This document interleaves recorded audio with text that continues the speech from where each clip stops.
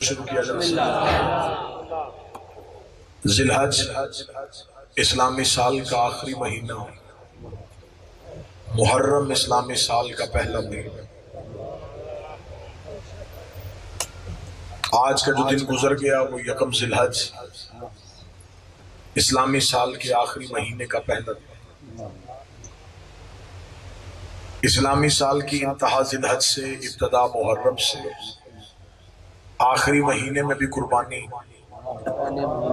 پہلے مہینے میں بھی قربانی۔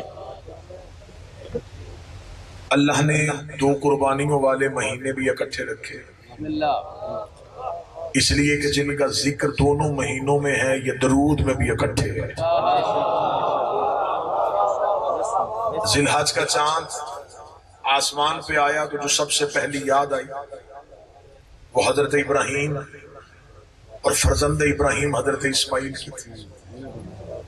محرم کا چاند جو سب سے پہلا تخیل ذہن میں ابھارے گا وہ حسین ابن علی ہے۔ لیکن دونوں مہینوں میں کچھ مطابقت بھی ہے اور ایک فرق بھی ہے۔ مطابقت کیا ہے کہ یہاں بھی پہلے 10 دن، وہاں بھی پہلے 10 دن، یہاں بھی 9 دن یاد 10ویں دن قربانی، وہاں بھی 9 دن یاد 10ویں دن قربانی ہے۔ یہ بھی تذکرہ ہے، وہ بھی تذکرہ ہے، یہ بھی عشق ہے، وہ بھی عشق ہے، یہ بھی نبی کے گھر کی بات ہے، وہ بھی نبی کے گھر کی بات۔ رات کے اس پہر میں اس جملے پہ جو بندہ بولے وہ تائید کا حق ادا کرے، مگر دونوں میں فرق ہے، یہ خواب ہے، وہ تعبیر ہے۔ مالک حسین ان ہاتھوں کو سلامت رکھے، بادشاہ اس تائید کے حق کو سلامت رکھے۔ بسم اللہ سرکار، وہ خواب، بسم اللہ سرکار، یہ تعبیر، اس میں دیکھا، اس میں کیا۔ جملہ بدلتا، جو ابراہیم نے دیکھا وہ حسین نے کیا۔ اتنا فرق ہے نبوت میں اور امامت میں۔ نبوت جسے صرف دیکھتی ہے، امامت اسے کرتی۔ لیکن ذی الحج کا چاند آیا، ٹیلی ویژن اور اخبارات بھر گئے، مسجدوں کے لاؤڈ سپیکر کھل گئے، مولویوں نے اپنے بچوں کو حضرت ابراہیم کی کہانی سنانی شروع کر دی۔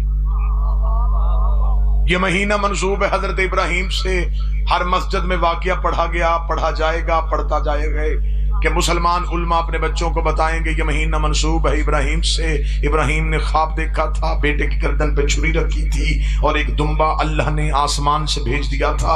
اب قیامت تک اس دمبے کی یاد میں مسلمان اپنے گھروں میں جانوروں کو ذبح کرتے ہیں۔ حضرت ابراہیم کے دن آئیں گے، 10 ذی الحج کو قربانی منائی جائے گی۔ قربانی شیعہ کریں گے، گوشت سنی گھروں میں جائے گا۔ قربانی اہل سنت کریں گے، گوشت شیعوں کے گھروں میں آئے گا۔ نہ کہیں کوئی جھگڑا، نہ کہیں کوئی لڑائی، نہ کہیں کوئی دنگا، نہ کہیں کوئی فساد، نہ تھانے سے اجازت، نہ امن کمیٹی، نہ فوج کے پہرے، نہ پولیس کی اجازت۔ وہ کس کی یاد ہے؟ ابراہیم کی۔ محرم کس کی یاد ہے؟ حسین کی۔ اس کا مطلب ہے ابراہیم کی یاد میں کوئی لڑائی نہیں، حسین کی یاد میں سارے جھگڑے۔ مولوی ہمیں اتنا بتا، تو نے کلمہ ابراہیم کا پڑھا ہے یا محمد کا پڑھا؟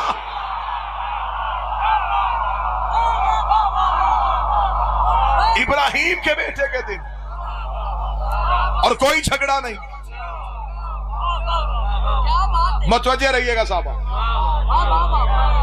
حسین کے دن آئے، بلکہ میں جملہ بدلتا ہوں، جگانے کے لیے جملہ پڑھنے لگا ہوں۔ اسماعیل کے دمبے کی شبیہ سج سج کے بازاروں میں پھرے گی۔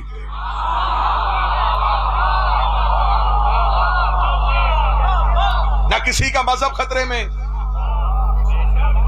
کوئی مولوی نہیں کہے گا کہ اسماعیل کے دمبے کی شبیہ مسجد کے سامنے سے نہ گزرے۔ مسلمان بلکہ اپنے بچوں کو بتائیں کہ بیٹا یہ جانور عام جانوروں جیسا نہیں، اسے چھڑی نہ مارنا، اسے تکلیف نہ دینا، کیونکہ اس کو نسبت ہو گئی ہے اسماعیل کے دمبے سے۔ حد نہیں تیری چلاکی کی، تجھے اسماعیل کا دمبا سمجھ میں آ گیا، حسین کا زلجھنا سمجھ میں نہیں آیا۔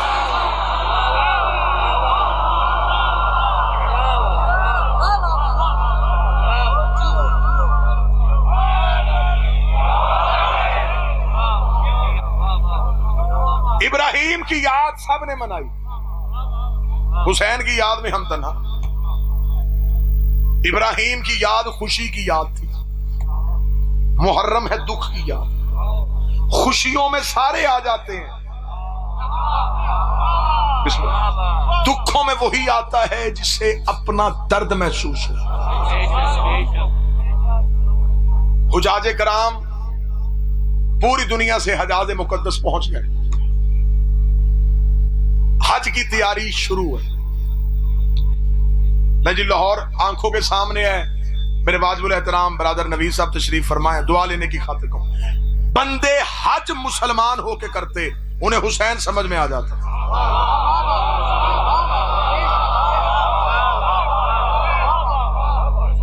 لاہور والوں لوگوں نے حج کیا فیشن سمجھ، حج کیا رواج سمجھ، حج کی حقیقت کو نہیں سمجھا۔ اللہ نے محرم سے چند دن پہلے بندے اپنے گھر بلا کے ان سے پریکٹیکل کروا کے انہیں حسین سمجھایا۔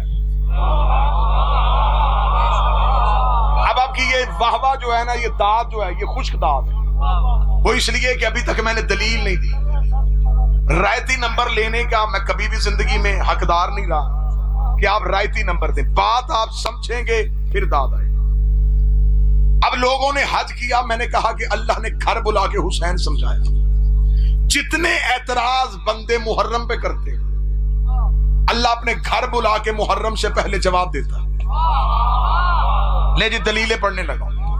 محرم میں سب سے پہلا اعتراض، ادھر محرم کا چاند طلوع نہیں ہوگا، یا آپ کو کہیں نہ کہیں سے کوئی نہ کوئی مولوی کہیں نہ کہیں سے آوازیں بلند کرنا شروع کر دیں گے کہ ہمیں بات سمجھ میں نہیں آتی، امام حسین شہید ہو گئے تو یہ شیعہ قوم سڑکوں میں بازاروں میں جلوس نکال کے یہ اپنے جسم کاٹتے ہیں، یہ زنجیر مارتے ہیں، یہ ماتم کرتے ہیں، یہ خون بہاتے ہیں۔ یہ سب کچھ تو قرآن میں کہیں نہیں لکھا، بلکہ ان کو بہتر سے بہتر حل ہم بتاتے ہیں۔ اس کا سب سے بہتر حل یہ ہے، گھروں میں بیٹھنا چاہیے، باوضو ہونا چاہیے، قرآن پڑھنا چاہیے، شہداء کربلا کو بچنا چاہیے، نمازیں پڑھنی چاہیے، شہداء کربلا کو بخشنی چاہیے، انہیں ثواب پہنچانا چاہیے۔ آج کے اس ماڈرن دور میں سانس لینے والا بچہ اس بات کو جلدی قبول کر لیتا ہے کہ یہ بات ٹھیک ہے، بجائے جسم کاٹنے کے، بجائے خون نکالنے کے، گھروں میں بیٹھ کے قرآن پڑھتے ہیں، قرآن پڑھ کے کربلا والوں کو ہدیہ کرتے ہیں، اس بات کا اجر زیادہ ہو جائے گا۔ میں محرم سے پہلے شیعہ قوم کی نوجوان نسل کی نمائندہ خطابت کی حیثیت سے یہ جملے کثرت سیدہ میں ضرور کہنا چاہوں گا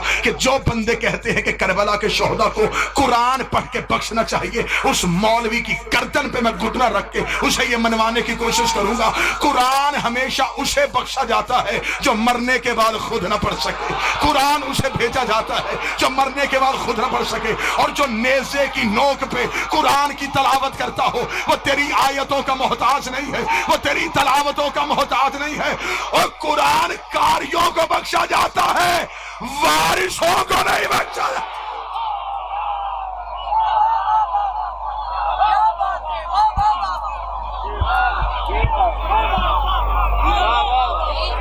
اب میں دلیل ہاتھ سے دینے لگا ہوں۔ بسم اللہ سے بسم اللہ۔ ہمیں دنیا کے عقیدے سے کوئی سروکار نہیں ہے، ہمیں دنیا کے عقیدے سے کوئی سروکار نہیں ہے، اس کا قانت کو شاہ سالات نہیں ہے۔ دشمن دارا اور تجھے کیا چاہیے، کوئی لعنت سے بڑا اور کوئی حال نہیں ہے۔ پنجاب کھول کے مولا بھی سلام پیش کرو، حسینیت زندہ باد، زندہ باد، مردہ باد، مردہ باد۔ بولا بولا تکبیران علی بسم اللہ۔ کوئی بیداری چاہیے؟ قرآن مرنے والے کو بخشا جاتا ہے، زندہ کو نہیں۔ اچھا چل، ہمیں اعتراض قبول ہے، ہم بڑے اعلیٰ ظرف لوگ ہیں، ہم اعتراض قبول کرتے ہیں لیکن ہم اعتراض کا جواب اعتراض کی صورت میں دیں گے۔ آپ نے 15 لاکھ روپیہ خرچ کر کے اللہ کے گھر کا طواف کرنے کا ارادہ کیا، آپ اللہ کے شہر میں پہنچے، آپ نے لبیک اللہم لبیک کی صدا دی، میرے اللہ تیرے بندے تیرے گھر میں حاضر ہو گئے، بتا ہمارے لیے کیا حکم ہے؟ خدا نے کہا وہ پہاڑی ہے صفا، وہ پہاڑی ہے مروہ، ان کے درمیان دوڑ کے آؤ۔ وہاں مولوی اللہ سے پوچھتا یہاں دوڑنے سے ابراہیم کو کیا ملے گا؟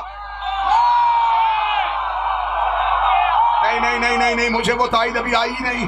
میرے اللہ یہاں دوڑنے سے حاضرہ کو کیا ملے گا؟ اس سے بہتر نہیں ہے کہ ہم اپنے شہر سے تو آ گئے ہیں، ہم تیرے گھر کی دیوار کے ساتھ بیٹھ کے قرآن پڑھ کے ابراہیم کو بخشتے ہیں، نفل پڑھ کے حاضرہ کو بخشتے ہیں، لیکن خدا نے کہا رکھو اپنی باتیں اپنے پاس، اگر 2-4 سال یہاں کوئی نہ دوڑا تو دنیا کو پتہ ہی نہیں چلے گا کہ یہاں ہوا کیا تھا۔ مجھے عزت غازی کی قسم اگر ہر سال حسین کے ماتمی یا حسین کہہ کے گلیوں میں نہ آئے، دنیا کو پتہ ہی نہ چلے حسین کون تھا؟ یزید۔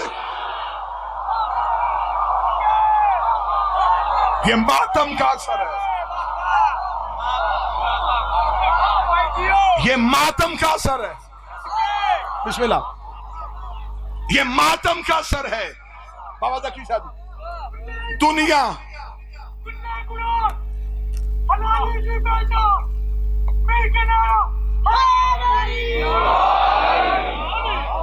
یہ ماتم کا موجہ پیر جہانی ہے سچ ہے۔ دنیا کو تمہاری تعداد سے خوف نہیں آتا، تمہارے ماتم کی جھنکار سے خوف آتا ہے۔ اچھا پھر حسین کے ماتم کا عجب موجزہ ہے، چھری کہیں چلتی ہے،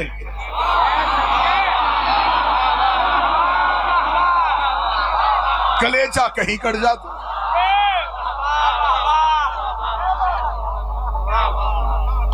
یہ جو تو نے ہمیں مشورہ دیا تھا ہم بڑی محبت سے مشورہ واپس دے رہے ہیں۔ محرم تو بعد میں آنا، ذی الحج پہلے۔ اللہ کے گھر میں جا کے کہو کہ ہم نے کوئی نہیں دوڑنا۔ اگر مولوی نے کہا کہ ہم یہاں نہیں دوڑیں گے تو یہ جملہ خطیب آل محمد قبلہ عزت سنزیدی کا ہے۔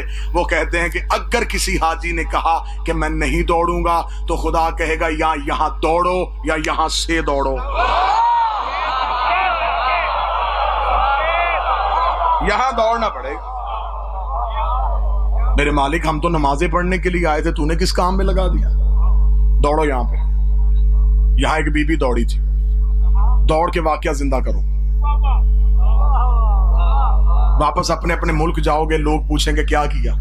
تم کہے ہم دوڑے، وہ پوچھیں گے کیوں دوڑے؟ تم بتاؤ گے حاجرہ کی کہانی، بات پھیلتی چلی جائے گی۔ ہم بھی ہر سال محرم میں وہی کرتے ہیں کہ کربلا پھیلتی چلی جائے۔ پہلا اعتراض جواب حج سے ملا۔ دوسرا اعتراض، ٹھیک ہے جی آپ امام حسین علیہ السلام کا ماتم کیا کریں، لیکن یہ آپ خود ہی کپڑا لاتے ہیں، خود ہی چومتے ہیں، خود ہی تعزیہ بناتے ہیں، خود ہی چومتے ہیں، یہ چیز سمجھ میں نہیں آتی۔ میں یہ چیز بھی سمجھا دیتا ہوں جناب، آپ محبت سے سوال کریں تو صحیح، ہم آپ کو یہ بھی سمجھا دیتے ہیں۔ آپ نے کہا کہ اپنے ہاتھ سے بنائی چیز کیسے چومی جا سکتی ہے؟ آپ حج کرنے کے لیے گئے، وہاں آپ صرف غلاف کعبہ نہیں چوم کے آئے، وہاں آپ ایک پتھر بھی چوم کے آئے۔ جو بندہ یوں کر رہا ہے نا، وہ ٹی وی پہ لائیو حج ضرور دیکھے کہ جو میں کہہ رہا ہوں ایسا حج میں ہوتا ہے۔ حجر اسود پر ہر بندہ نہیں پہنچ سکتا نوید بھائی، وہاں لاکھوں کا ہجوم ہوتا ہے، اور جو حجاج کرام پہلی بار جاتے ہیں ان کی حسرت، ان کی خواہش تو بڑی ہوتی ہے زوار بھائی کہ کسی نہ کسی طریقے سے ہم حجر اسود تک پہنچ سکیں، لیکن جب وہ حجر اسود تک نہیں پہنچ سکتے، وہ رش سے گھبرا جاتے ہیں، تو وہاں پہ کھڑے ہوئے معلمین سے پوچھتے ہیں کہ ہماری بڑی حسرت تھی، ہم حجر اسود کا بوسہ لیں، ہم حجر اسود تک نہیں پہنچ سکتے، ہمارے لیے شریعت میں کوئی دوسرا رستہ ہے؟ انہوں نے کہا ہاں دوسرا رستہ ہے، جب تم طواف کعبہ کرتے ہوئے حجر اسود کے بالکل سامنے آ جاؤ تو اپنے ہاتھ کو اپنے احرام سے نکالو، اپنے دائیں ہاتھ کو حجر اسود کی جانب کرو اور پھر اپنے ہاتھ کو حجر اسود سمجھ کے چومو، اپنے ہاتھ کو حجر اسود سمجھ کے چومو۔ رکھ مولوی کے سر پہ قرآن، چوما ہاتھ تھا، ثواب حجر اسود کا کیسے ہو گیا؟ وہ کہتے چومتے ہم ہاتھ ہیں لیکن ذہن میں حجر اسود ہوتا ہے، اور چومتے ہم تعزیہ ہیں ذہن میں روضہ حسین۔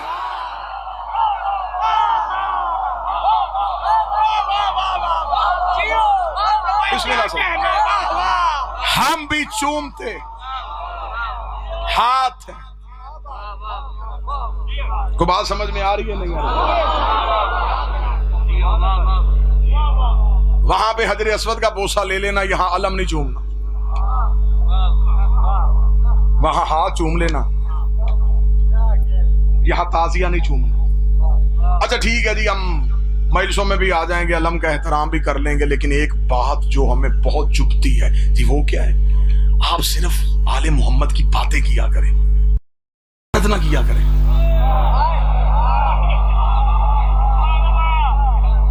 اور سب عالم کیوں نہیں کرنے دیتے؟ او جی چھوڑیں جی، لعنت، یہ اللہ اور بندوں کا معاملہ، جس نے غلط کیا ہوگا اللہ سزا دے گا۔ ہم کون ہوتے ہیں اللہ کا کام کرنے والے؟ سزا وہ دے گا۔ یزید برا ہے، وہ سزا دے گا، جو برا ہے۔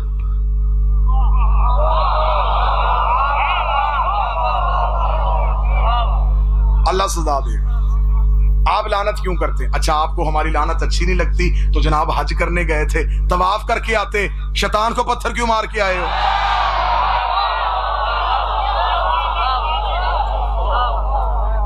وہاں بھی کہہ دیتے میرے اللہ نہیں، تیری صرف عبادت کرنی ہے، لعنت نہیں کرنی۔ خدا نے کہا وہ عبادت کون سی ہوتی ہے جس میں تولا ہوتا ہے،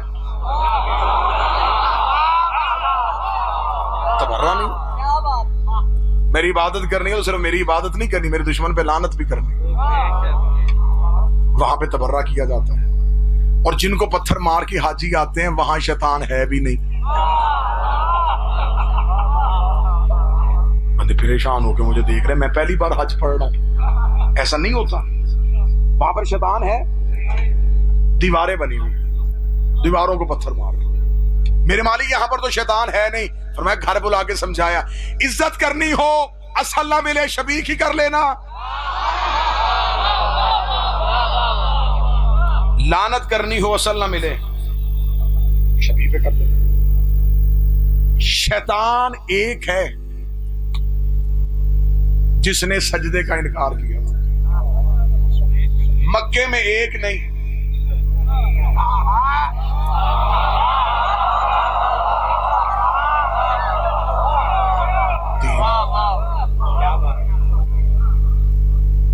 میں غلط کہہ رہا ہوں؟ وہاں بڑی جذباتی قوم ہے جی، مجھے میرا کام نہیں کرنے دیا، میں بات پوری بھی کروں گا اور دلیل سے بھی کر دوں گا۔ شیطان وہاں پہ تین کیوں ہے؟ اس نے تین حلیوں میں آ کے نبی کو گمراہ کرنا چاہا۔ خدا نے کہا قیامت تک اس کے تینوں حلیوں پہ لعنت کرو۔ مطلب شیطان کو وہاں پتھر مارے جاتے ہیں، پتھر کیوں مارے جاتے ہیں؟ جب حضرت ابراہیم حضرت اسماعیل کو لے کے گھر سے نکلے، اس نے پہلا حملہ کیا نبی کی بیوی پہ۔ یہ پہلی بار اس نے آسان ٹارگٹ پہلے چنا۔ اسے پتا تھا کہ نبیوں کی بیویاں گمراہ ہو جاتی ہیں،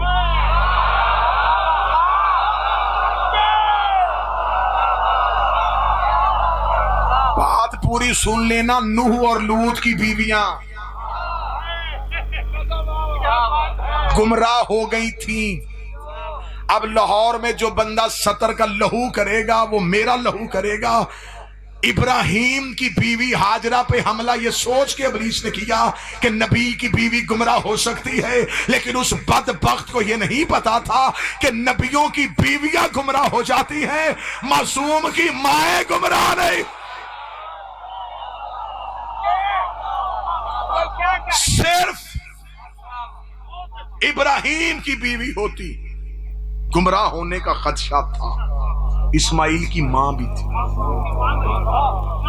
معصوم کی ماں۔ اللہ نے नूह की बीवी नाफरमान थी, अल्लाह ने औलाद दी, उसने बेटा भी गुमराह कर लिया। अक्सर बच्चे अम्मियों की वजह से जहन्नम में चले जाएंगे।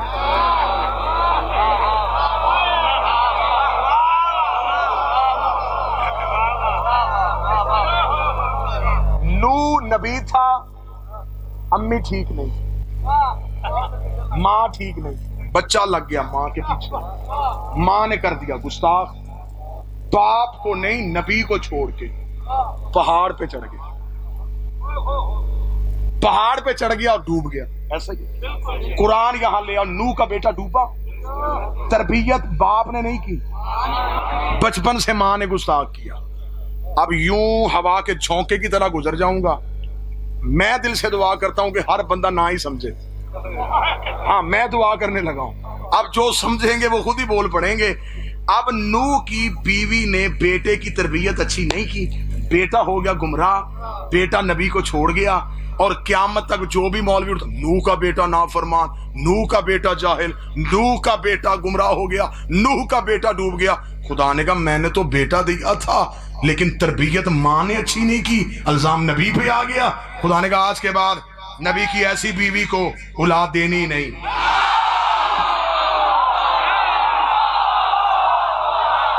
बैठा कोई बंदा माइले समझ गया चलेगा। सारे बोलो, हाथ उठा के बोलो हैदरिया।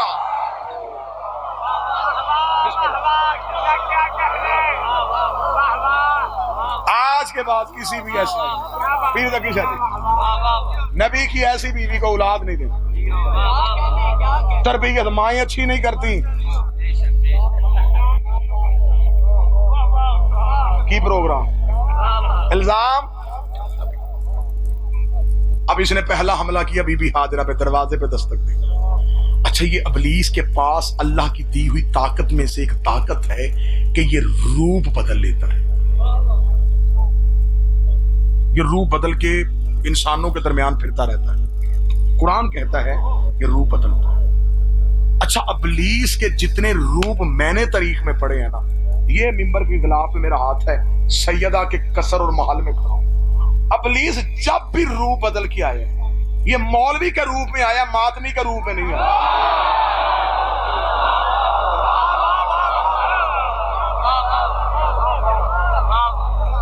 रूप बदला। मासूम से एक बंदे ने आकर पूछा था, उसने कहा मौला ये इब्लीस रूप बदलता है? इमाम ने फरमाया बिल्कुल बदलता है, ये नबियों के सामने शक्लें बदल के आता है तो नबी पहचान लेते हैं। उसने कहा मौला मासूम की आंख में इतनी ताकत होती है कि मासूम पहचान लेता है कि ये इंसान नहीं, ये शैतान है, हम तो गैर मासूम हैं, अल्लाह ने हमें तो वो ताकत बख्शी नहीं है, तो हमें भी कोई निशानी बता दे कि हमें भी पता चल जाया करे कि ये बंदा इंसान है, ये शैतान है। जो बंदा रात के इस पहर में मुकद्दर की तरह जाकर है वो जुमला समझेगा। मासूम ने मुस्कुरा के फरमाया जहां कहीं ऐसा शक हो, हमारे दादे अली के फजाइल पढ़ने शुरू कर दिया करो, सामने वाला चेहरा खिल जाए तो समझना इंसान का बच्चा बैठा है, अगर चेहरा बिगड़ जाए समझना शैतान का।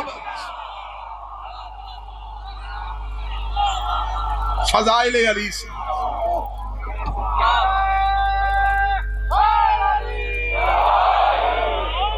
पहला हमला किया इसने,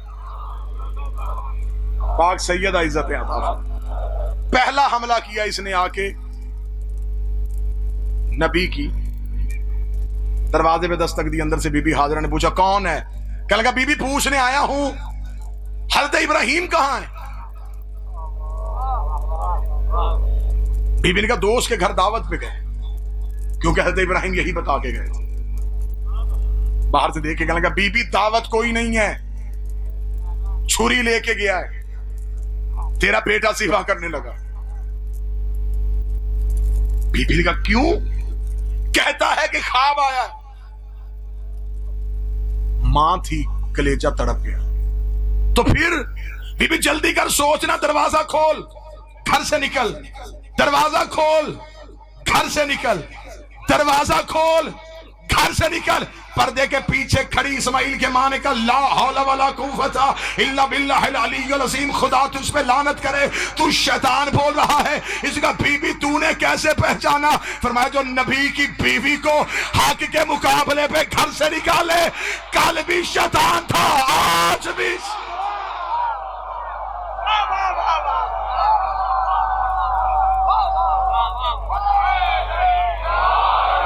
تو نے نبی کی بیوی کو نکالنے کا، تو شیطان ہے۔ اب جب پہلے شیطان کو کنکر ماری جاتی ہے تو صرف شیطان کو نہیں لگتی، ہر اس بندے پہ لعنت ہوتی ہے جس نے جس دور میں جس بھی نبی کی بیوی کو حق کے مقابلے پہ گھر سے نکالا۔ اب یہ وہاں سے تو لعنت لے کے واپس آ گیا، اب حضرت ابراہیم کے پیچھے پیچھے چل رہا ہے۔ حضرت ابراہیم نے دیکھا کہ پیچھے کوئی آ رہا ہے، حضرت نے کہا کون ہے؟ کہنے لگا ہمدرد ہوں تیرا، کیوں آ رہا ہے میرے پیچھے؟ یہ معصوم سا بچہ لے کے کہاں جا رہا ہے؟ حضرت ابراہیم نے کہا قربان کرنے جا رہا ہوں۔ کیوں؟ حضرت ابراہیم نے کہا میں نے خواب دیکھا، میں نے خواب کی تعبیر کرنی ہے۔ کہنے لگا جانے دے ابراہیم، خواب تو ہم بھی دیکھتے ہیں، ہم نے تو کبھی بیٹے سے نہیں کیے۔ اتنا کہنا تھا، ابراہیم نے یوں پھیرتے ہوئے زمین پہ جھک کے پتھر اٹھایا، لا حول ولا قوت، وہ تو شیطان ہے۔ کہنے لگا ابراہیم تو نے کیسے پہچانا؟ فرمایا جو نبی کو اپنے جیسا سمجھے۔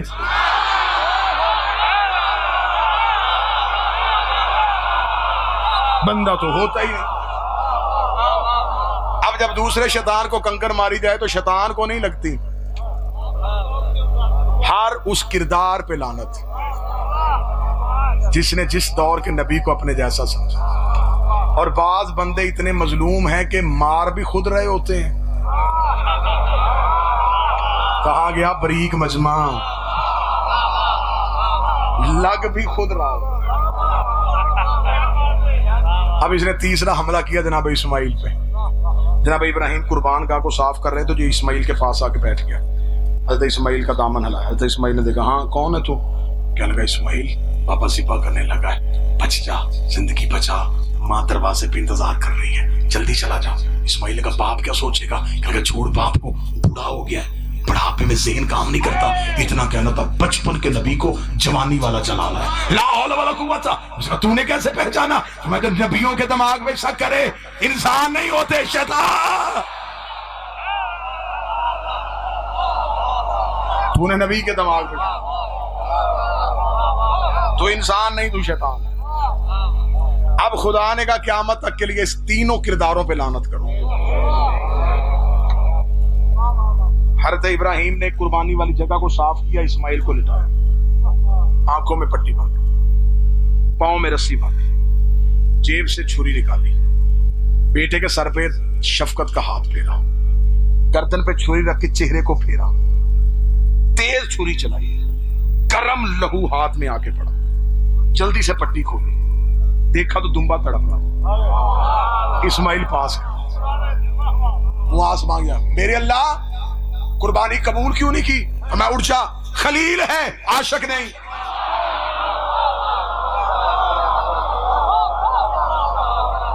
میرے مالک عاشق کیوں نہیں؟ فرمایا پٹی کیوں باندھی؟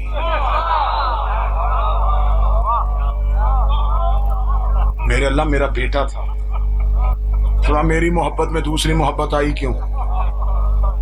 تجھے نہیں پتا میں لا شریک ہوں، میں شرکت برداشت نہیں کرتا۔ ابراہیم کے ہاتھ میں بیٹے کا لہو تھا، منہ آسمان کی طرف کر کے کہا اب آنکھوں کے سامنے بیٹا ذبح کروں؟ یا تو باپ نہ بناتا، ایسے کیسے ہو سکتا ہے؟ خدا نے کہا انتظار کر، دکھاؤں گا، میں تیری قربانی کو ذبح عظیم میں بدل رہا ہوں۔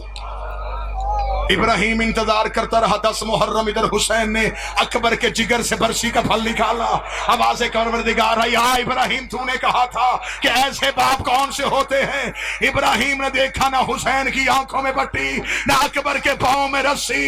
ابراہیم کی آواز آئی، اٹھ اسماعیل واپس چلیں، یہ اور ہیں، ہم اور۔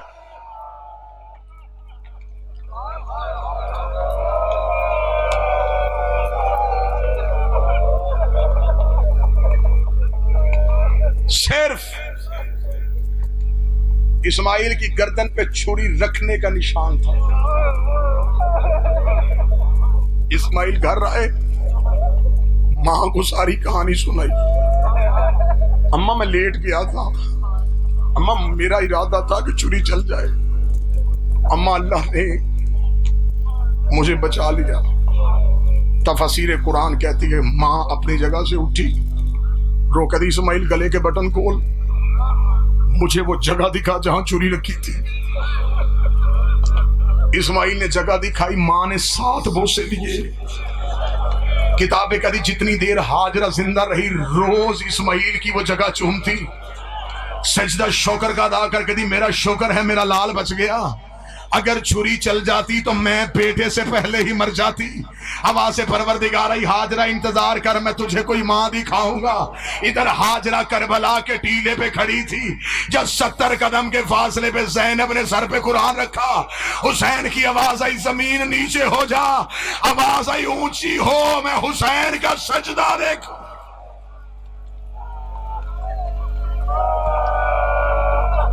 ضربیں چلتی رہی، بہن دیکھتی. وہ مسلمان جہاں نبی کا بیٹا بچ گیا، وہ بات تجھے یاد رہی.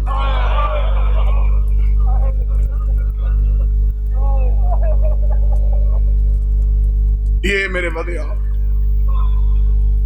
میرے لیے سعادت ہے کہ میں مخدومہ کے شہر میں کھڑا ہوں، جس بی بی کے نام کے ساتھ یہ شہر منسوب ہے اور جن کی دہلیز کی عطا ایک ذاکر میرے ساتھ منبر پہ ہے.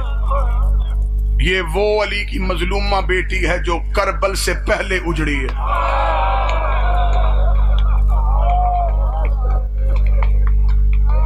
شام نہیں جا سکتے، عراق نہیں جا سکتے، اس بی بی کے حرم میں ضرور جائے گا. یہ بھائیوں سے بھی دور ہے، یہ بابے سے بھی دور ہے. پتہ نہیں کس کی یاد میں اتنا تڑپی ہے. رکھ میرے سر پہ قرآن، علی کی ہر بیٹی بڑی عزت والی ہے، لیکن علی کی ہر بیٹی نے کربلا میں صرف بیٹے دیے. یہ تیرے حصے کی لاہور والی ملکہ وہ ہے جس نے شام غریبہ ایک بیٹی بھی دی ہے. صدا سے معافی مانگ کے میں جملہ پڑھنے لگا ہوں. جب شام غریبہ خیموں کو آگ لگ گئی تھی نا اور علی کی بیٹی یتیم اکٹھے کر رہی تھی، یہ تیری لاہور والی ملکہ روتی روتی علی کی بیٹی کے قدموں پہ آئی، رو کے کہتی میں نے جتنی اولاد قربان کی ہے میں نے کبھی بھی دوبارہ قربانی کا اجر نہیں مانگا. بی بی تیرے قدموں میں بیٹھ کے تجھ سے ایک سوال کرنے آئی ہوں. بی بی میں پوری کربلا چھان آئی ہوں، مجھے میری بیٹی نہیں ملی، مجھے مسلم کی بیٹی نہیں ملی. اتنا جملہ کہنا تھا، علی کی بیٹی نے ایک خیمے کی لکڑی اٹھائی، ساتھ بی بی کلثوم کو لیا. بی بی آدھی رات کو کربلا کے جنگل میں چلی، رو کے فرات کے کنارے پہ آئی. آواز دے کری غازی کہیں مسلم کی بیٹی تو نہیں دیکھی، یا بغیر بازوؤں کے لاش تڑپی. آواز آئی تھوڑی دیر پہلے اجازت دے دیتی، نہ پہرے دیتی نہ یتیم ڈھونڈتی. بی بی روتی روتی وہاں گئی جہاں حسین کی لاش تھی، رو کے دی حسین کہیں مسلم کی بیٹی تو نہیں دیکھی. چلتے چلتے میں بہنوں کے لیے ایک جملہ پڑھو، یا کلثوم بی بی کی آواز آئی علی کی بیٹی ایک لمحے کے لیے آگ ادھر لا. بی بی نے مشعل کو قریب کیا، آواز آئی وہ سامنے دیکھ. بی بی نے دیکھا مسلم کی بیٹی کے سینے پہ گھوڑے کے سموں کے نشان تھے. آواز آئی پردیس میں مسلم کی بیٹی.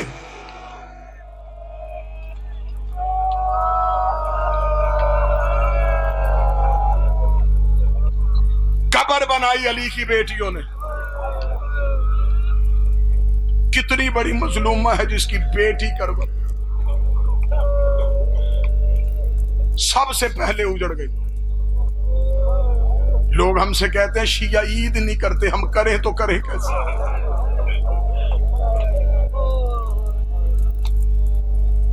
جو عید گزری اس پہ علی کی بیٹیاں یتیمہ ہوئی.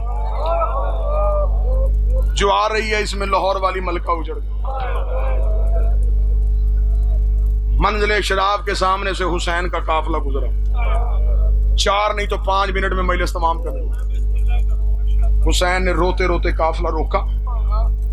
حسین ایک ٹیلے کے پیچھے چلے گئے. کافی دیر تک حسین واپس نہ آئے.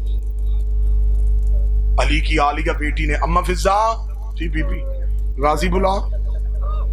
عباس بی بی کی اماری کے قریب آئے. بی بی کی آواز آئی غازی کافی دیر سے حسین نہیں دیکھا میں نے. آواز بی بی سٹیلے کے پیچھے گیا، میں نے پیچھے جانے کی کوشش کی، مجھے انگلی کا اشارہ کیا رک جا. بی بی میں امر امام کا پابند، میں رک گیا. فرمایا میں اول الامر کی بیٹی امر تھی، میرا دل گھبرا رہا ہے. جا دیکھ حسین کہاں ہے. اس پہر میں ہائے بھی کر دو تو تمہارا بیٹھنا ہی رونا ہے۔ چلتے چلتے غازی کا گھوڑا جب ٹیلے کے پیچھے کا دور کربلا کا قریب ریت میں بیٹھا ہوا تھا، سر سے امامہ اترا ہوا تھا، حسین کی داڑھی میں ریت تھی۔ غازی کو آتے دیکھا، حسین نے جلدی سے آنسو صاف کیے۔ ابھی حسین کے ہاتھ آنکھوں سے ہٹے نہیں یا غازی کے ہاتھ قدموں پہ آئے۔ روکا تھا تجھے ماں کے پہلو کا واسطہ، مجھے بتا تجھے جنگل میں رلایا کس؟ مجھے بتا تو کیوں رویا؟ مجھے بتا تیرے رونے کی وجہ کیا؟